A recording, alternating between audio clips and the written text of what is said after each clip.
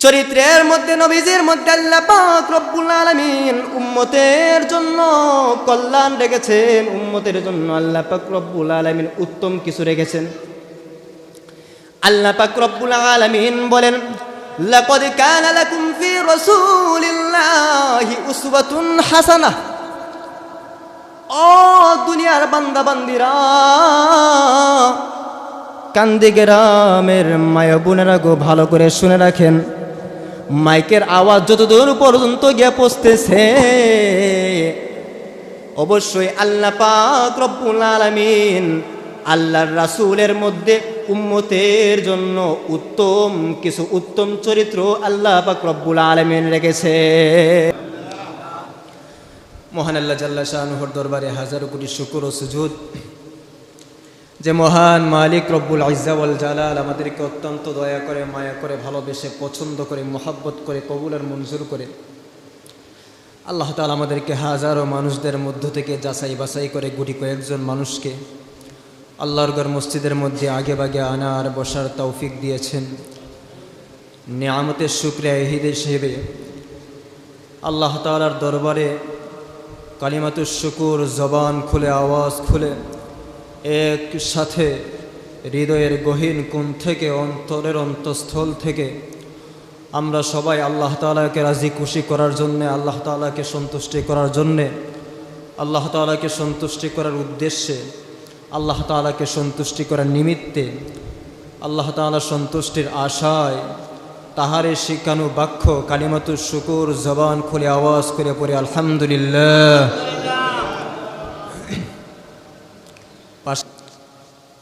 তার কারণ হলো আমরা যা পেয়েছি সব কিছুই সর্বশ্রেষ্ঠ।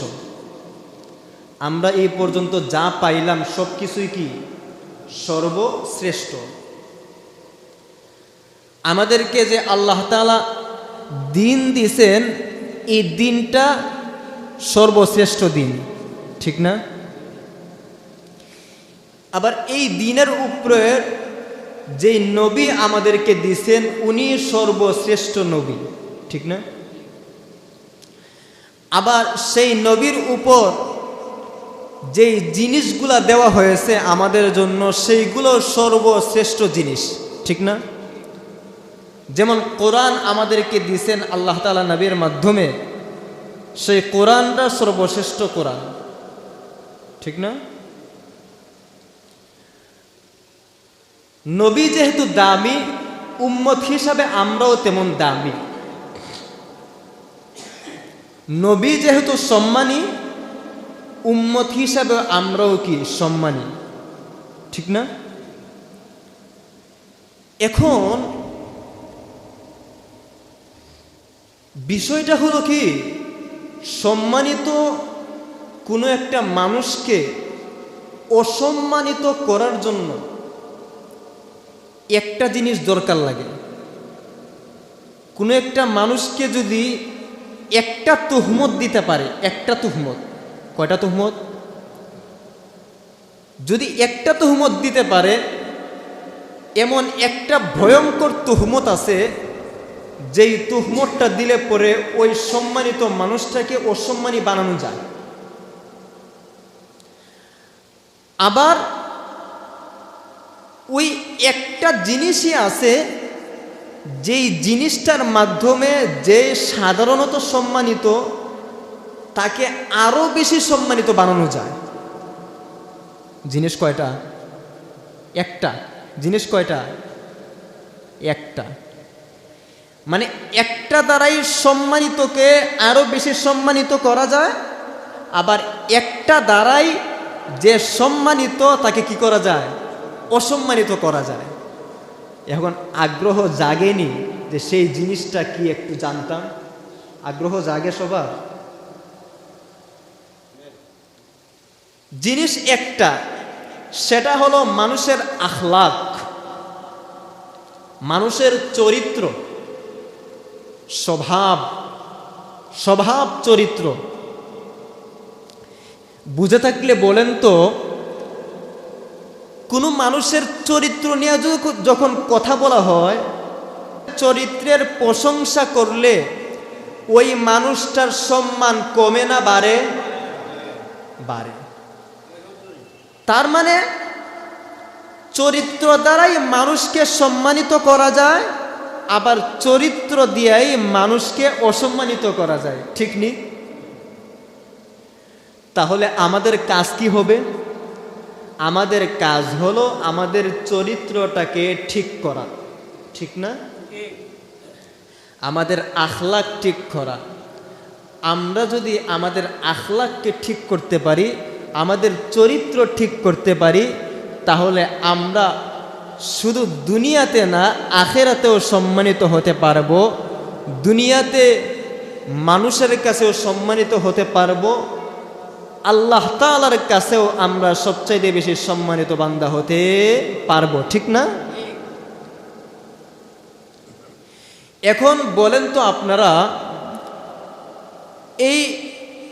এই যে মহান একটা গুণ চরিত্র, আখলাক, এই চরিত্র আমরা এক একজন এক এক রকমভাবে আমরা নিজেদের ভিতরে লালন করি, ঠিক না? এক একজনের চরিত্র এক এক রকম। সবার চরিত্র কি একরকম? সবার স্বভাব কি একরকম? সবার স্বভাব একরকম না, সবার চরিত্র একরকম না। এই কারণেই তো সমাজের মধ্যে কেউ বেশি সম্মানিত, আবার কেউ বেশি একটু লাঞ্ছিত, ঠিক না? তার মানে আমরা যদি আমাদের চরিত্রটাকে ঠিক করতে পারি, আমাদের স্বভাবকে ঠিক করতে পারি, আমাদের আখলাককে ঠিক করতে পারি, তাহলে আমাদের জিন্দিগিটাও কিন্তু সুন্দর হয়ে যাবে। আমরা দুনিয়ার সব মানুষের কাছে সম্মানিত হয়ে যাব, ঠিক না? এখন এই যে স্বভাব চরিত্র, এখন আমাদের স্বভাব চরিত্র আমরা ভালো করব কিভাবে? আর আমাদের স্বভাব চরিত্র কি আসলে ভালো আছে না খারাপ আছে, সেটা তো আলোচনা শুনলে বুঝতে পারবেন, ঠিক না? চরিত্রের প্রকার আছে কয়েকটা। আখলাক, খুলুক, খুলুক 3 প্রকার। কয় প্রকার? আমার সাথে বলতে হবে। খুলুক কয় প্রকার? 3 প্রকার। 1 নাম্বার হলো খুলুকে হাসান। 1 নাম্বার কি? খুলুকে হাসান। আরেকটা হলো খুলুকে কারিম, আর 3 নাম্বার হলো খুলুকে আজিম। 3 নাম্বার কি? খুলুকে আজিম। খুলুকে হাসান কাকে বলে, খুলুকে কারিম কাকে বলে, খুলুকে আজিম কাকে বলে, এটা আমরা বলতেছি। বলার পরেই আমরা বুঝতে পারবো, আপনারাও বুঝতে পারবেন যে আসলে আমরা কোন চরিত্রের মধ্যে আছি। খুলুকে হাসান বলা হয় একটা মানুষ আপনাকে কষ্ট দিছে। সাপোজ একটা মানুষ আপনাকে থাপ্পড় দিছে, একটা মানুষ আপনাকে কি দিল? থাপ্পড় দিল। বিনিময়ে আপনিও তাকে থাপ্পড় মারলেন, মানে সমান সমান, যেটাকে আমরা প্রতিশোধ বলি, সমান সমান। এটাকে বলা হয় খুলুকে হাসান, উত্তম, খুলুকে হাসান। আর আরেকটা হলো খুলুকে কারিম। কোন একটা মানুষ আপনাকে একটা থাপ্পড় মারলো, আপনি, আপনার সামর্থ্য আছে কিন্তু আপনি তাকে মারলেন না, আপনি তাকে ক্ষমা করে দিলেন। আপনি তাকে কি করে দিলেন? মাফ করে দিলেন। যাক, মারছে, ক্ষমা করে দিলাম। এটা হলো খুলুকে কারিম। এটা কি? খুলুকে কারিম। আরেকটা হলো খুলুকে আজিম। সেটা হলো কি? একটা মানুষ আপনাকে মারছে, আপনি তাকে ক্ষমা তো করছেনই, মানুষটা যখন আপনাকে আঘাত করলো, থাপ্পড় মারছে, আপনি তাকে জিজ্ঞাসা করতেছেন, ভাই আপনার হাতে কি ব্যথা পেয়েছেন? আপনার হাতে কি কষ্ট? আপনি তো আমাকে মারছেন, আপনার হাতে মনে হয় অনেক ব্যথা পাইছেন আপনি। এটাকে বলা হয় খুলুকে আজিম। তাহলে বুঝে থাকলে বলেন তো, এই 3 প্রকার চরিত্রের মধ্যে সর্বোত্তম চরিত্র কত নাম্বারটা? 3 নাম্বারটা। সর্বোত্তম চরিত্র কত নাম্বারটা? 3 নাম্বারটা। কারণ কিন্তু আমাদের সমাজের মধ্যে আমি মনে করি কি প্রথমটা মোটামুটি অনেকের ভিতরে আছে, দ্বিতীয়টা একেবারে কম মানুষের ভিতরে, আর তৃতীয়টা একেবারে নাই। ঠিক নি? আমাদের স্বভাব হলো উল্টা। আমাদের স্বভাব হলো উল্টা। আমাদের স্বভাব হলো বদ স্বভাব। আমাদের স্বভাব কি? বদ স্বভাব, খারাপ স্বভাব, অসৎ চরিত্র। আমরা চরিত্রবান না, আমরা হলাম অসৎ চরিত্রবান। কেন? আমাকে কোনো একটা মানুষ কষ্ট দিল, বিনিময়ে তাকে তো কষ্ট দিবই, আমাকে একটা মারছে, তাকে আমি 10টা মারি। ঠিক না? আর যদি ক্ষমতা থাকে তাহলে তো কথাই নাই, কে আসোস আমারে মারছে, আমি অমুক দলের নেতা, আমি তমুক দলের সেনাপতি, আমি অমুক দলের পাতি নেতার খেতি নেতা, আমাকে মাইরা ফালাইল, ওর 14 গোষ্ঠী আমি এলাকার মধ্যে রাখতাম না। ঠিক নেই? করি না? এটা বাস্তব কি না? আপনার বললেও বাস্তব, না বললেও বাস্তব। তো বললে বুঝতে পারবো যে আসলে এগুলা আপনারা বুঝতে পারতেছেন আমার কথাগুলো, আর এগুলা বিদ্যমান আছে। আমাদের চরিত্র হলো মানুষকে কষ্ট দেওয়া। একজন মানুষ আমাকে একটা আঘাত করেছে, বিনিময়ে আমি তাকে একটা আঘাত দেই না, প্রতিশোধ সমান সমান নিব তো দূরের কথা, আমি তাকে উল্টা, আমার যদি ক্ষমতা থাকে, আমার যদি শক্তি থাকে, ওই মানুষটাকে আমি বিনিময়ে 10টা কষ্ট দেই। আমাকে যদি একটা থাপ্পড় মারে, আমি বিনিময়ে তাকে 10টা থাপ্পড় দেই। অথচ এটা কোনো ভালো চরিত্রের মধ্যে পড়ে না। আল্লাহ পাক রব্বুল আলামিন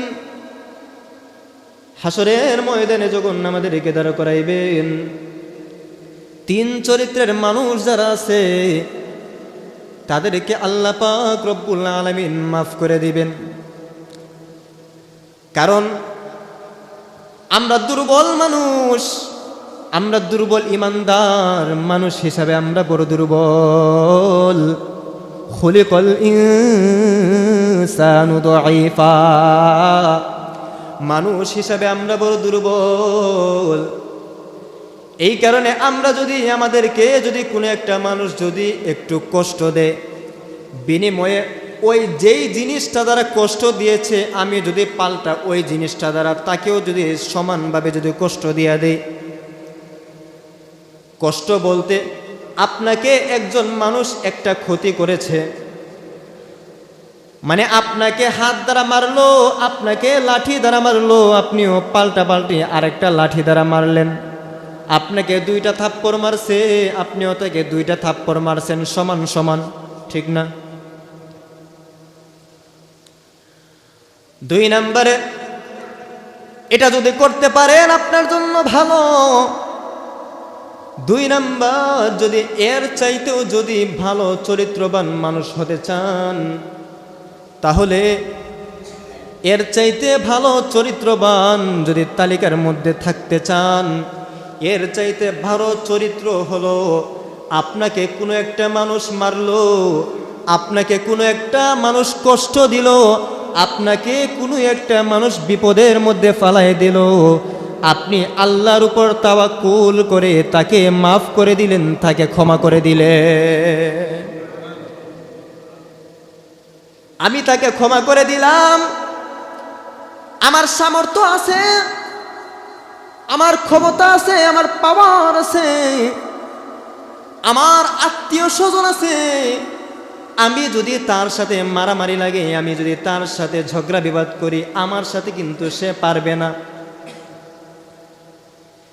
এই জিনিসটা জানা থাকা সত্ত্বেও আপনি তাকে মাফ করে দিলেন, আপনি তাকে মাফ করে দিলেন।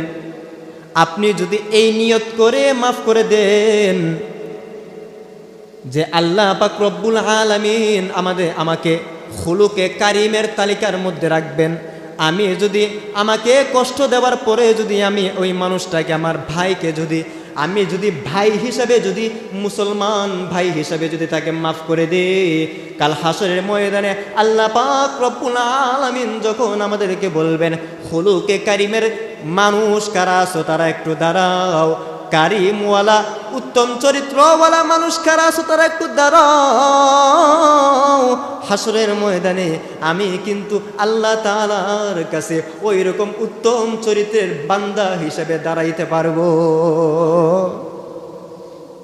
উত্তম চরিত্রের বান্দা হিসেবে আমি কি করতে পারবো? দাঁড়াইতে পারবো। এখন অনেক মানুষ আছে মাফ করে দেয়। কখন মাফ করে?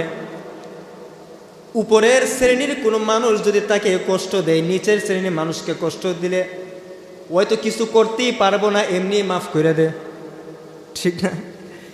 কিছু করতে পারবো না, এমনি মাফ করে দে। তো মূলত তো কিছু করতে পারবো না, ওর তো সামর্থ্য নাই, শক্তি নাই।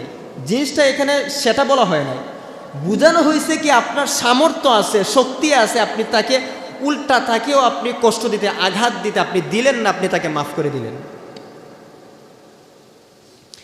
3 নম্বরে, এর চাইতেও যদি আল্লাহ পাক রব্বুল আলামিনের কাছে আরো যদি উত্তম আখলাকওয়ালা বান্দাদের তালিকার মধ্যে থাকতে চান, তাহলে সব চাইতে উত্তম চরিত্রের অধিকারী হলো সেই মানুষটা, যেই মানুষটাকে কোনো একটা মানুষ কষ্ট দিল, আরেকটা ভাই তাকে কষ্ট দিছে, আরেকটা ভাই তাকে আঘাত করেছে, তাকে তো ওই লোকটা মাফ করে দিছেই তো দিছে, আবার ওই লোকটার কাছে গিয়ে বলতেছে, ভাই তুমি যে আমাকে মারছো, তুমি যে আমাকে আঘাত করেছো, মনে হয় তুমি অনেক কষ্ট পেয়েছো, মনে হয় তুমি অনেক ব্যথা পেয়েছো, মনে হয় তুমি অনেক দুঃখ পেয়েছো, ভাই যদি কষ্ট পেয়ে থাকো, তোমার হাত দ্বারা আমাকে মারার কারণে যদি হাতের মধ্যে ব্যথা পেয়ে থাকো, আমি তোমার কাছে মাফ চাই, আমাকে তুমি মাফ করে দাও। সুবহান। এটা হলো সবচাইতে উত্তম চরিত্রের অধিকারী, সবচাইতে উত্তম। যেই গুণটা, যেই চরিত্রটা ছিল আমার আপনার নবী, রহমতের নবী, দয়ার নবী, মায়ার নবী, রহমতের নবী, দু জাহানের নবী, নবী আরবি সাল্লাল্লাহু আলাইহি ওয়াসাল্লাম, জয় বলেন সুবহানাল্লাহ। আমার আপনার মায়ার নবীর চরিত্র ছিল খুলুকে আযীম। কোন একটা মানুষ আমার মায়ার নবীকে গালি দিয়েছে, মক্কার কাফের মুশরিকরা আমার মায়ের নবীকে গালি দিছে, ঠিক নেই? মক্কার কাফেরের কাছে দোয়া করে, আল্লাহ তারা বুঝে না, তারা বুঝে না, তারা যদি বুঝতো তারা আমাকে কষ্ট দিত না, ওগো আল্লাহ আপনি তাদেরকে মাফ করে দেন। সুবহান। আপনি তাদেরকে মাফ করলেন। কেমন মায়ের নবীর উম্মত আমরা, কেমন উত্তম চরিত্রের, উত্তম চরিত্রের, মহান চরিত্রের অধিকারীর, মহান নেতার উম্মত আমরা। আমাদের চরিত্রটা কি আর নবীর চরিত্রটা কি? খুলুকে আযীম দ্বারা আমার আল্লাহ পাক রব্বুল আলামিন মায়ার নবীকে সর্বশ্রেষ্ঠ মহান চরিত্রের অধিকারী বানাই দিয়েছেন। আল্লাহ পাক রব্বুল আলামিন বলেন, ইন্নাকা লাআলা খুলুকিন আযীম।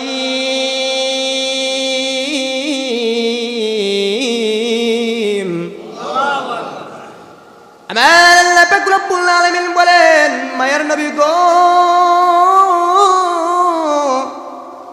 ও দয়ার নবী, ও রহমতের নবী, ও আমার হাবিব দুস্ত, আপনাকে আমি আল্লাহ পাক রব্বুল আলামিন সার্টিফিকেট দিতেছি, আমি আল্লাহ পাক রব্বুল আলামিন গ্যারান্টি দিতেছি, আমি আল্লাহ পাক রব্বুল আলামিন আপনার চরিত্রের সার্টিফিকেট দিতেছি, আপনি হলেন খুলুকে আযীম, আপনি হলেন সর্বশ্রেষ্ঠ মহান চরিত্রের অধিকারী। সুবহান। কারণ মায়ার নবীকে কষ্ট দিলে পরে মায়ার নবী উল্টা কষ্ট দেন না, তাকে মাফ করে দিতেন। আল্লাহর নবীর কাছে একজন সাহাবী একজন লোক আল্লাহর নবীর কাছে আয়েশা বলতেছে, ওগো নবীজি, আমি জিনা করতে চাই, আমাকে অনুমতি দেন, আমি জিনা করতে চাই। জিনা বুঝেন? জিনা বুঝেননি আপনারা? ভালো না খারাপ? সগিরা গুনাহ না কবিরা গুনাহ? জান্নাত না জাহান্নাম? আল্লাহ নবীর কাছে আয়েশা বলতেছে যে হুজুর, আমি জিনা করতে চাই, আমাকে অনুমতি দেন। আচ্ছা বলেন তো, সমাজের ভালো নেতা না, খারাপ নেতা, নেতা কিন্তু কি খারাপ নেতা, একজন খারাপ নেতা, একজন খারাপ মানুষ, একটু বিত্তবান আর কি, যার কাছে মানুষ সবসময় যায়, যে কোনো এলাকাবাসী এলাকার উন্নয়নের জন্য, এলাকার কাজের জন্য যায়, ওই মানুষটাকেও যদি, আমাদের সমাজের কথা বলতেছি, ওই মানুষটার কাছে গিয়া যদি এলাকার কান্দি গ্রামের কোনো একটা মানুষ গিয়া যদি বলে যে আমি জিনা করতে চাই, আমি বেবিচার করতে চাই, আমাকে অনুমতি দেন, আচ্ছা বলেন দিব? ওই লোকটা দিবে? খারাপ হলেও তো দিবে না। এই কি কস, এত বড় একটা জঘন্য কাজ করবে আর আমি তোরে অনুমতি দিতাম? তাহলে সেই জায়গার মধ্যে আমার মায়ের নবী কি করত? বরংস দুনিয়ার নেতা যারা আছে বা ভালো কোনো নেতা যদি থাকে, তার কাছে বললো তো উল্টা অনুমতি দিত, তো দিতই না, উল্টা বরংস তাকে দুইটা থাপ্পড় মারতো। ঠিক না? কি বলতেছো সেটা? মাথা কি ঠিক আছে? কিন্তু মায়ার নবী কি করছেন একটু চিন্তা করে দেখেন। মায়ার নবী, রহমতের নবী, দয়ার নবী, মহান চরিত্রের অধিকারী নবী, আমার নবী কি বলতেছেন? লোকটা আসছে, লোকটা আয়েশা যখন বলছে, সাহাবাইকার মতো রাগ হয়ে গেছে। এই তোমার মাথা কি ঠিক আছে? তুমি কি বলতেছো? কার সামনে বলতেছো? তোমার কি হুঁশ আছে? আমার মায়ার নবী ডাক দিয়ে বলতে, সাহাবীরা রে, তোমরা একটু থামো, তাকে আমার কাছে আসতে দাও। পিছন থেকে নবীজির কাছে আসলো। নবী তাকে ধমক দিলেন না, গালি দিলেন না, মারলেন না, কিছুই করলেন না। মায়ার নবী তাকে বলতেছে, তুমি কি তোমার মায়ের সাথে জিনা করতে পছন্দ করো? লোকটা বলতেছে, ওগো আল্লাহর রাসূল, আমার জান আল্লাহ এবং আল্লাহর রাসূলের জন্য কুরবান হোক, আমি এটা কখনোই চাইব না। নবীজি বলতেছেন, শুধু তুমি না, অন্যান্য মানুষ যারা আছে তারাও এটা চাইবে না। নবীজি আবার জিজ্ঞাসা করতেছে, তুমি কি তোমার মেয়ের সাথে জিনা করতে চাও? বলেন না না না, আগের মতো উত্তর দিতেছে, আমার মেয়ের সাথে জিনা করতে চাই না। কেউ যদি জিনা করতে চায় তুমি কি অনুমতি দিবা? বলে না না না, আমার মেয়ের সাথে জিনা করবে, আমি অনুমতি কিভাবে দিব? নবীজি আবার বলতেছে, তোমার খালার সাথে যদি কেউ জিনা করতে চায়, তুমি যদি জিনা করতে চাও, তাহলে তুমি অনুমতি দিবা? বলে না না না, খালার সাথে জিনা করতে অনুমতি দিব না। নবী আবার বলতেছে, তোমার ফুফুর সাথে যদি কেউ জিনা করতে চায়, তুমি কি অনুমতি দিবা? লোকটা বলতেছে, না না না, আমার ফুফুর সাথে জিনা করলে আমি অনুমতি দেব না। এইবার মায়ার নবী ডাক দিয়ে বলতেছে, যুবক, তুমি যার সাথে জিনা করবা, তুমি যে আমার কাছে জিনা করার প্রস্তাব চাইতেছো, জিনা করার অনুমতি চাইতেছো, তুমি যার সাথে জিনা করবা সেও তো কারো না কারো মা, সেও তো কারো না কারো মেয়ে, সেও তো কারো না কারো খালা, সেও তো কারো না কারো ফুফু। তুমি তোমার ফুফুর সাথে জিনা করতে চাও না, তুমি তোমার খালার সাথে জিনা করতে চাও না, তুমি তোমার মায়ের সাথে জিনা করতে চাও না, তুমি তোমার মেয়ের সাথে জিনা করতে চাও না, কিন্তু তুমি আবার অনুমতি চাইতেছো, তোমাকে যেন অনুমতি দেওয়া হোক। এটা কিভাবে? তুমি তোমার নিজের আত্মীয় স্বজনদের দিকে তাকাও। মায়ার নবী যখন এইভাবে বুঝাইলেন, ওই লোকটার অবস্থা কিছুদিন পরে এমন হইল, লোকটা জিনা করবে তো দূরের কথা, জিনা করলে পরে তো গুনাহ হয়। লোকটা গুনাহ করবে তো দূরের কথা, গুনাহ যে করবে এই দৃষ্টিভঙ্গিটা পর্যন্ত তার ভিতরে মরার আগ পর্যন্ত আসে না। মরার আগ পর্যন্ত গুনাহ যে করবে এই অনুভূতিটাই জাগ্রত হয় না। কিভাবে বুঝাইছে? মায়ার নবী যদি আসার সাথে সাথে যদি তাকেও যদি একটা থাপ্পড় মারতেন, তাকেও যদি আঘাত করতেন, তাকেও যদি থাপ্পড় মাইরা যদি বলতেন, ওই লোকটা কিন্তু সেই রকম বুঝলো না। ওই লোকটা মনে করত, ওই লোকটা নবীকে কঠোর মনে করত, ওই লোকটা ইসলামকে কঠোর মনে করত, ওই লোকটা কোরআনকে কঠোর মনে করত, ওই লোকটা নবীর আদর্শকে কঠিন মনে করত, ওই লোকটা গুনাহটাকে আরো সহজভাবে মাইনা নিত। জেহেনটা তার ঠিক থাকতো না, ব্রেনটা ঠিক থাকতো না। মায়ার নবী তাকে এমন সুন্দর করে বুঝাইছে, আল্লাহ পাক রব্বুল আলামিন মায়ার নবীর সুন্দর ওই আখলাক দেখে তার ভিতরটা পুরা চেঞ্জ হয়ে গেছে। সুবহান। ওই রকম চরিত্র আমাদের চরিত্র। এটা কি? আমাদের চরিত্র ফুলের মতো পবিত্র, নামাজ নাই এক ওয়াক্ত, ঠিক নেই, ঈমান আছে বড় শক্ত, ঠিক নেই?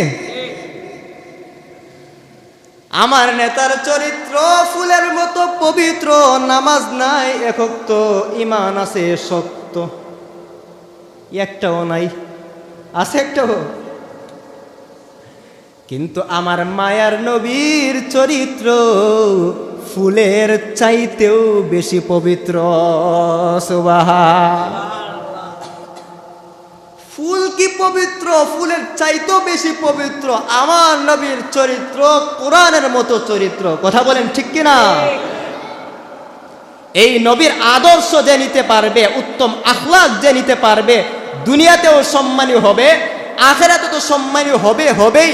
মানুষ তো দুনিয়ার পাগল, দুনিয়ার সব মানুষের কাছে আল্লাহ পাক রব্বুল আলামিন তাকে সম্মানিত বানাই দেবেন। সুবহান। উলামায়ে কেরামরা কেন সম্মানিত বলেন তো? কেন সম্মানিত? আরে টাকা নাই, পয়সা নাই, কই আপনাদের এখানের মধ্যে যারা আছেন উপস্থিত, এখানের মধ্যে দেখা যায় কি 90% মানুষই আমার চাইতে বেশি বিত্তবান। কিন্তু আপনাদের মসজিদের ইমাম সাহেব, আমি থাকি বা অন্য কেউই থাকুক, রাস্তার মধ্যে দাঁড়াইলে পরে হুজুরে, খতিব সাহেবে, ইমাম সাহেবে যতটুকু সম্মান পাবে তার চাইতে অর্ধেকও এলাকার কোনো নেতা, এলাকার কোনো মানুষ, সম্ভ্রান্ত কোনো মানুষ পাবে না, ঠিক নেই? উত্তম আখলাকওয়ালা, উত্তম আদর্শের পথিক তারা, নবীকে দেখে দেখে শিখছেন, নবীকে দেখে দেখে তারা সবর করতেছেন, নবীকে দেখে দেখে তারা কষ্টগুলোকে ভিতরে লালন কইরা মানুষকে। আমার ভিতরে কি কষ্ট নাই? অবশ্যই আছে, অনেক কষ্ট আছে। কষ্টগুলাকে কি আমি জাহির করতেছি, প্রকাশ করতেছি না? আমার কষ্টগুলাকে আল্লাহ তাআলার কাছে সমীপে আরজ করতেছি। আমি আমার কষ্টগুলো আল্লাহ তাআলার কাছে চাই। মানুষের উত্তম আখলাক তো সেটাই হবে, মানুষ কষ্ট দেখ, সমস্যা কি? মানুষ বুঝে নাই, কষ্ট দেয়া ফেলাইছে, আমি আল্লাহর কাছে চাই আল্লাহ তাকে মাফ করে দেন। সে মনে হয় আমাকে বুঝে নাই, সে যদি বুঝতো সে আমাকে কষ্ট দিত না। আল্লাহ আপনি তাকে মাফ করে দেন। ওই যে আপনি তার জন্য দোয়া করছেন, দেখা যায় কি একটা সময় এমন বিপদের মধ্যে আপনি পড়বেন, সেই বিপদ থেকে আল্লাহ পাক রব্বুল আলামিন আপনাকে উদ্ধার করে দিবেন। ঠেরও পাবো না আমরা। আমার মায়ার নবীর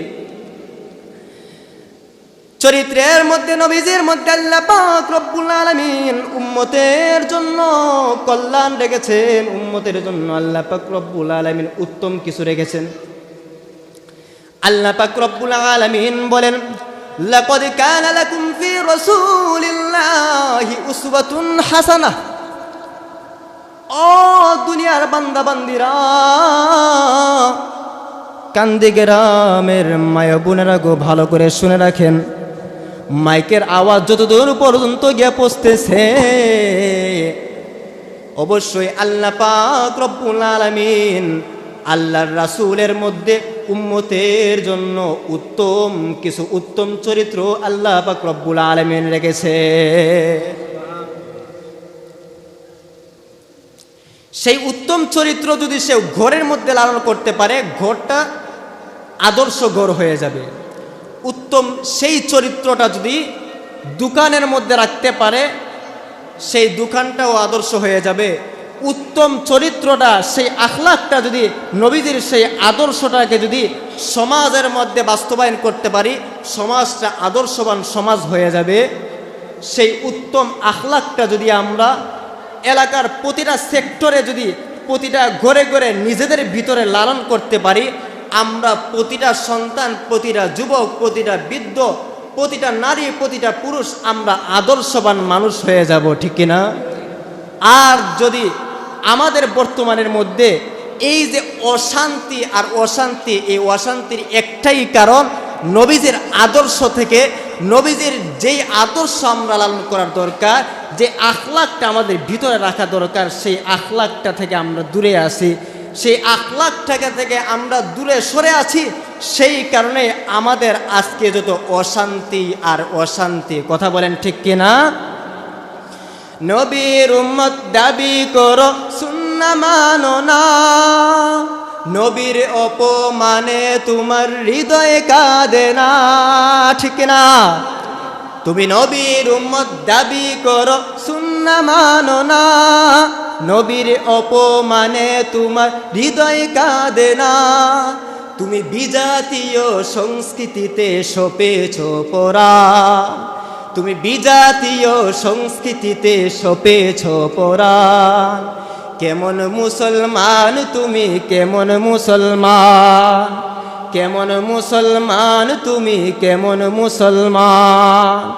নামাজের সাথে নাই পরিচয়, মানো না কোরআন, নামাজের সাথে নাই পরিচয়, মানো না কোরআন।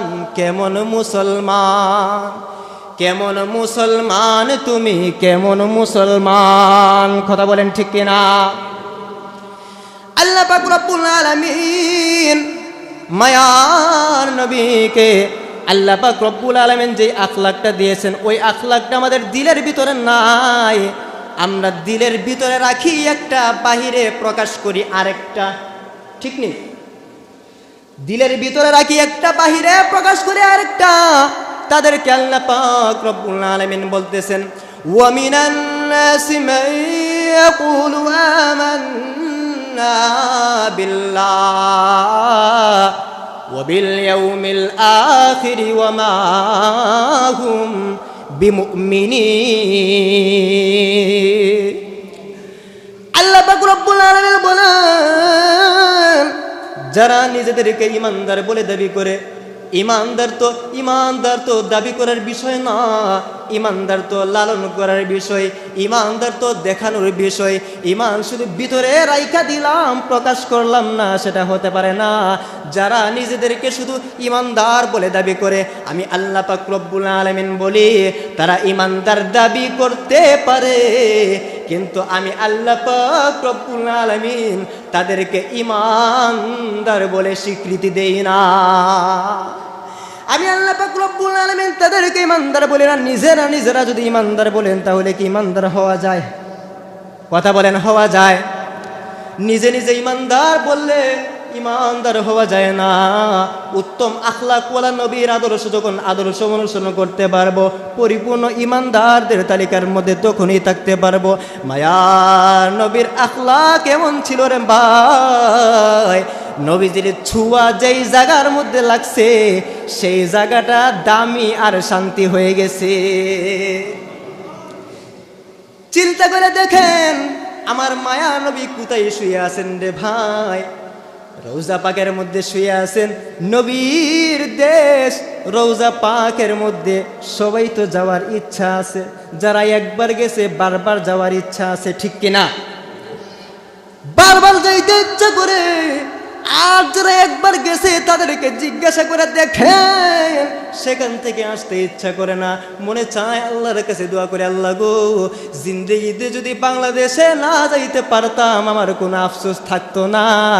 আমার আফসোস হলো এখান থেকে যদি আমার মরণটা না হয়, এটাই হলো আমার বড় আফসোস। যার হাতের মধ্যে লাগছে, কাফেরদের হাতের মধ্যেও কাফেরদের চেহারা মুবারকের মধ্যেও, কাফেরদের শরীরের মধ্যেও যদি নবীর ছোঁয়া লাগছে, ওই কাফেরদের দিলটা ঠান্ডা হয়ে গেছে, কাফের মুসলমান হয়ে গেছে। বাস্তব একটা উদাহরণ হলো আল্লাহ নবীর সাহাবী বেলাল হাবশী রাদিয়াল্লাহু তাআলা আনহু, নাম শুনছেননি? নাম শুনেন নাই? আয়া কান্দি গ্রামের মানুষ বেলাল রাদিয়াল্লাহু তাআলা নাম শুনছে না? সাদা না কালো? শুধু কি কালো নাকি কালোর চাইতেও কালো? কালোর চাইতেও কালো। আল্লাহর নবী কোনো একটা যুদ্ধের মধ্যে যাচ্ছিলেন, রাস্তার মধ্যে তাবু গাঁথলেন। তাবু প্রতিমধ্যে জোহরের সময় হয়ে গেল, আজান হয়ে গেল, আজানের সময় হয়ে গেল। নবী বেলালকে বলতেছেন, বেলাল আজান দাও। বেলাল আজান দিতেছে, বেলালের কণ্ঠের মাধ্যমে আজান দিতেছে, আল্লাহু আকবার, আল্লাহু আকবার, আল্লাহু আকবার, আল্লাহু আকবার। বেলাল আজান দিতেছে। মরুভূমির মধ্যে ছাগল চড়াইতেছিল কিছু যুবক, কিছু বাচ্চা, কাফেরদের বাচ্চা ছিল কয়েকজন যুবক, কয়েকজন বাচ্চা, 8-10 জন হবে। ওই বাচ্চাগুলা যখন আজানের আওয়াজ শুনলো, আজানের আওয়াজ শোনার পর দৌড়ে ছুটে আসছে। আয়েশা বেলালের আজান শুনতেছে, অপলক দৃষ্টিতে তাকায় আছে। বেলাল আজান দিতেছে, তন্ময় হইয়া শুনতেছে। এইবার চিন্তা করতেছে, অবসর কেন থাকবো, বেলালকে একটু ভেঙ্গাই। ভেঙ্গানো বুঝেন না? ভেঙ্গানো বুঝেননি? বিকৃত কইরা কোনো একটা জিনিস উপস্থাপন করা। তো ছোট মানুষ না, বাচ্চাদেরকে দিয়া তো শয়তান দাঁত খিয়াল করে, শয়তান দাঁত কি করে, খিলাল করে। তো শয়তানকে অবসর কেন থাকবো, কাজে লাগাই দেই। ভেঙ্গাইতেছে আর মায়ের নবী দেখে দেখে মুস্কি হাসতেছে। সুবহানাল্লাহ বলবেন না? হাদিসের মধ্যে আছে, যেই জায়গার মধ্যে আল্লাহ রাসূল সাল্লাল্লাহু আলাইহি ওয়াসাল্লাম, যেই হাদিসের মধ্যে বা যেই ঘটনার মধ্যে, যেই জায়গার মধ্যে আল্লাহর নবী মুস্কি হাসি দিছেন, সাথে সাথে যদি ওই মজলিসের মধ্যে যারা থাকে তারাও যদি মুস্কি হাসি দেয়, আল্লাহ পাক রব্বুল আলামিন মুস্কি হাসি দেওয়ার যে সওয়াব, ওই সওয়াব আমলনামার মধ্যে দিয়ে দিবেন। সুবহানাল্লাহ। মুস্কি হাসতেছে। মায়ার নবী বেলালের আজান শেষ, মায়ার নবী এবারে বলতেছে, সবাইকে ধরো, সবগুলোর ধর। সবগুলোর ধইরা আনলো। নবীজি এবার ডাক দিয়ে বলতেছে, তোমাদের মধ্যে কে যেন আছে যার গলাটা বড় সুন্দর, গলাটা বড় দরাজ গলা।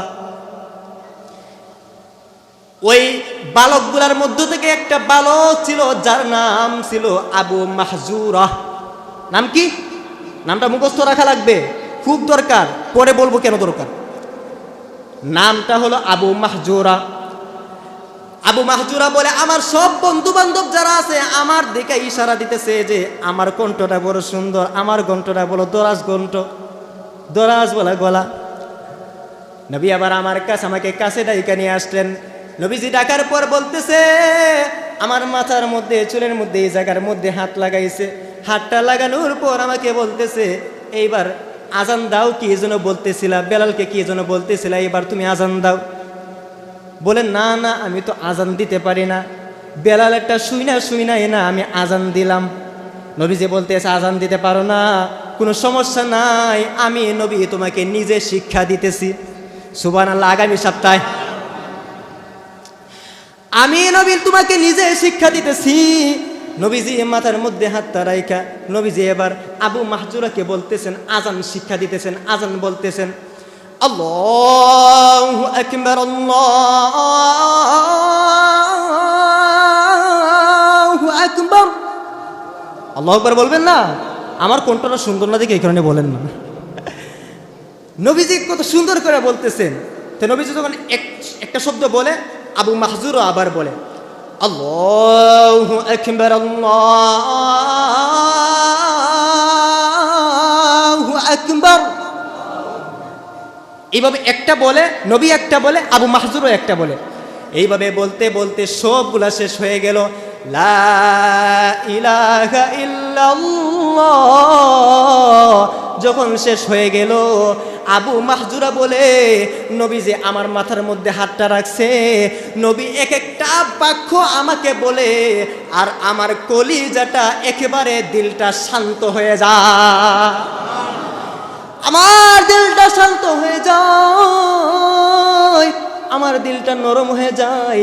আজান যেই মাত্র শেষ হলো, মায়ার নবীকে আবু মাহজুরা ডাক দিয়ে বলে, নবী গো, আজানের বাক্যগুলা তো আমাকে শিখাইছেন, আজানের কালিমাগুলা আমাকে শিখাইছেন, শুধু এখানের মধ্যে শেষ করে দিয়েন না গো নবী, আমাকে আপনি ইমানের কালিমাও পড়াই দেন, লা ইলাহা ইল্লাল্লাহু মুহাম্মাদুর রাসূলুল্লাহ সাল্লাল্লাহু।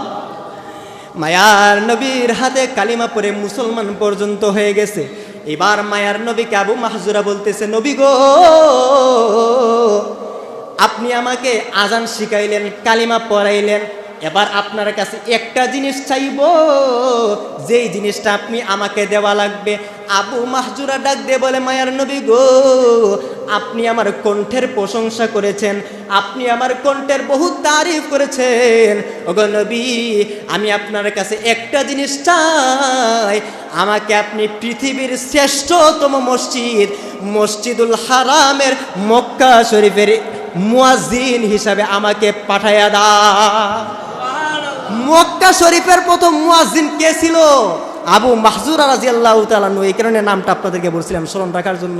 আবু মাহজুরাকে পৃথিবীর শ্রেষ্ঠতম মসজিদ মসজিদুল মক্কাল মসজিদুল হারাম মক্কাতুল মুকাররমার মুয়াজ্জিন হিসাবে আল্লাহ তাআলা আল্লাহর নবী সাল্লাল্লাহু আলাইহি ওয়াসাল্লাম তাকে নিয়োগ করে দিলেন। সুবহানাল্লাহ। তাহলে চিন্তা করে দেখেন, আসছিল কিসের জন্য? ভেঙ্গানোর জন্য, আজানকে ভেঙ্গানোর জন্য। নবীজির ছোঁয়া পাইয়া লোকটা কি হয়ে গেল? মুসলমান হয়ে গেছে। শুধু এখানের মধ্যে নাই, শেষ করে ফেলাইছে 30 সেকেন্ডের ভিতরে। আবু মাহজুরার ডাক দিয়ে বলতেছে, আবু মাহজুরার যেই জায়গার মধ্যে হাত লাগাইছে, কোন জায়গার মধ্যে? কপালের মধ্যে, এই জায়গার মধ্যে, এই জায়গার মধ্যে নবীজি হাত দিছে। আবু মাহজুরা জিন্দেগিতে কোনোদিন, যতদিন জীবিত ছিল, এই জায়গার মধ্যে কোনোদিন খুর লাগাই নাই, কেচি লাগাই নাই, বেলিট লাগাই নাই, ছুরি লাগাই না, জীবনে কোনোদিন কেচি লাগাই নাই, ছাটে নাই, কাটে নাই। আবু মাহজুরা ডান দিকের চুল কাটে, বাম দিকের চুল কাটে, পিছনের চুল কাটে, সামনের চুলগুলা কাটে না। লোকেরা জিজ্ঞাসা করতেছে, আবু মাহজুরা, কেমন দেখতে, তোমাকে কেমন বিশ্রী দেখা যায়, সামনের চুলগুলা কাটো না কেন? আমার মায়ার নবী, আমার মায়ার নবীর সাহাবী আবু মাহজুরা ডাক দিয়ে বলতেছে, ভাই, আমি সামনের চুল কাটি, আমি সামনের চুল কাটি না, পিছনের চুল কাটি, ডানের চুল কাটি, বামের চুল কাটি, সামনের চুলটা আমি কাটি না, সামনের চুলটা আমি ভাঁজ কইরা আমি পাগড়ি পরি।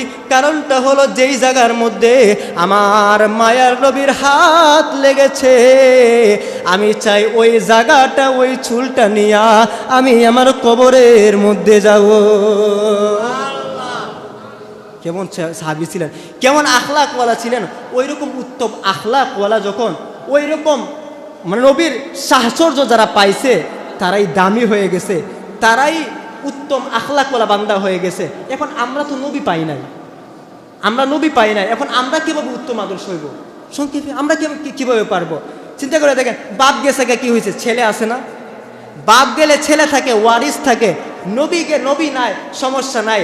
নবীর মিরাসওয়ালা উম্মতরা, উম্মতের মধ্যে উলামায়ে কেরামরা আছে।